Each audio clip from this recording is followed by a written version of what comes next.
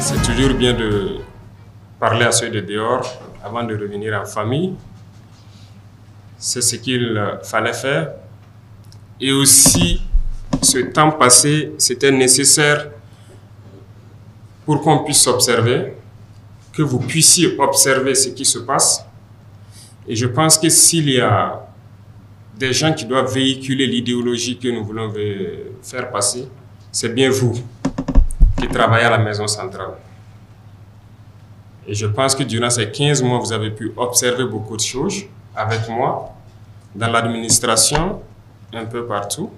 Vous avez pu observer l'évolution de la situation. Et je pense qu'il était temps donc, en début de cette année, qu'on puisse se donner un nouveau départ pour l'institution, mais aussi pour le pays entier. Il y a une pratique qui se passe dans tous les ministères, on a remarqué ça. Lorsque vous demandez un travail, automatiquement, c'est un cabinet d'études externe.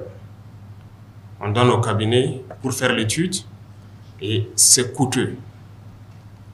Mais de vous à moi, vous savez très bien, la plupart du temps, le cabinet se retrouve être le cabinet soit du ministre ou de quelqu'un en tout cas dans le ministère.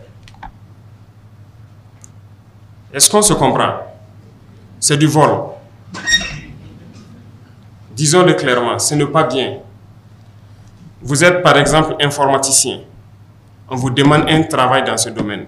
C'est vous qui êtes censé le faire. Sinon, à défaut, il faut remonter vers des institutions, en tout cas étatiques, qui puissent vous aider à le faire. La première des choses que les gens font, c'est un dossier rapidement, on recrute un cabinet et on les donne. Et derrière lui-même, il part travailler. On a observé ça. Il fallait donc un long temps d'observation pour comprendre et confirmer les mauvaises habitudes des gens dans l'administration. On veut faire en sorte que certaines institutions telles que l'ANSAL puissent être ces cabinets-là.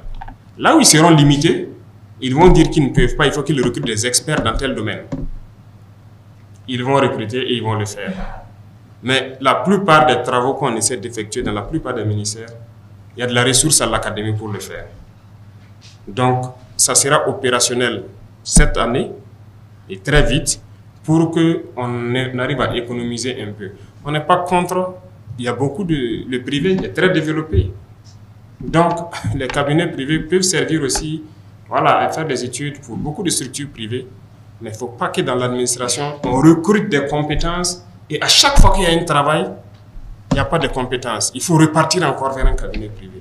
C'est du vol, c'est de la triche et on va mettre fin à ça. On a parlé de mots comme la corruption, mais ça continue.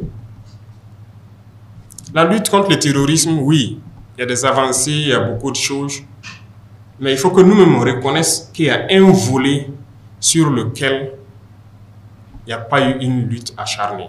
C'est la corruption, c'est la lenteur administrative, en tout cas l'administration en général.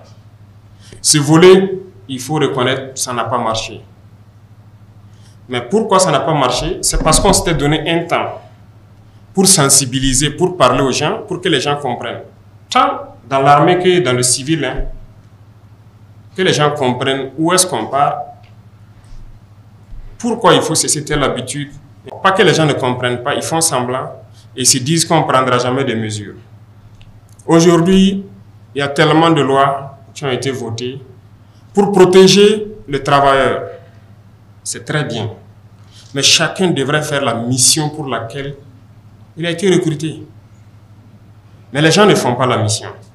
Et quand on veut les licencier, ça sort le texte de partout. Écoutez, vous ne pouvez pas prendre les textes des autres, venir appliquer ici. Eux, ils vivent en 2023. Je vous le dis, nous, on vit dans les années 1800 toujours.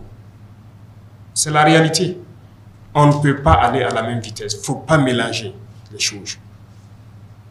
Voilà, pendant que des gens ont des salaires de 3 millions, de combien de millions dans ce pays, il y en a qui n'arrivent même pas à se payer un repas. Vous trouvez ça normal? Ah non. Ah non. Moi, je suis opposé à ça. Il faut qu'on change les choses. Soit on change, ou bien, écoutez, on reste esclave à jamais. On est là pour changer les choses. On a pris le temps d'observer, de sensibiliser, de parler.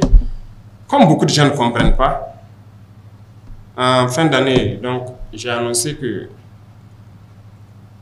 ça sera ferme. La machine contre la lutte contre la corruption va démarrer. Eh bien, ça démarre. Le conseil de discipline et autres, c'était mort. On a adopté des textes pour que les gens puissent sanctionner ceux-là qui ne veulent pas travailler. Mais rien, personne ne veut sanctionner. Tout le monde est assis, bon, il est dans sa direction, les gens foutent la merde, ils ne veulent pas faire ce qu'il doit faire. Ah, si moi je le sanctionne, on peut le licencier, ça sera de ma faute. Écoutez, il y a ce genre d'émotions-là, ça ne doit plus exister. Nous sommes un pays en guerre et on doit bien gérer les ressources. Et quand on dit gérer les ressources, ce n'est pas les ressources financières seulement, les ressources humaines aussi.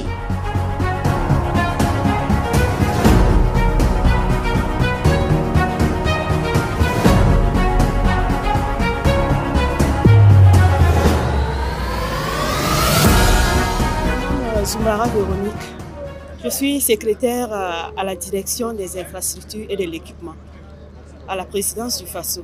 J'apprécie vraiment la rencontre parce qu'il a parlé sans langue de bois et j'ai vraiment aimé sa manière de parler. Et tout ce qu'il a dit, c'est vraiment ce que nous vivons actuellement.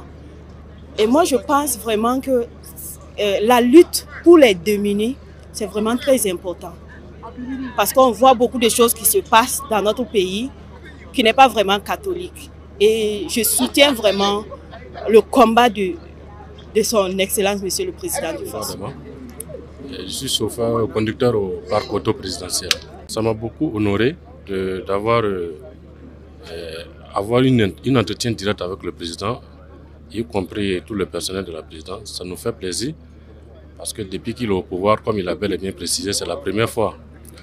Voilà, donc il a eu à écouter les différentes doléances et les différentes préoccupations et on espère que ça va changer.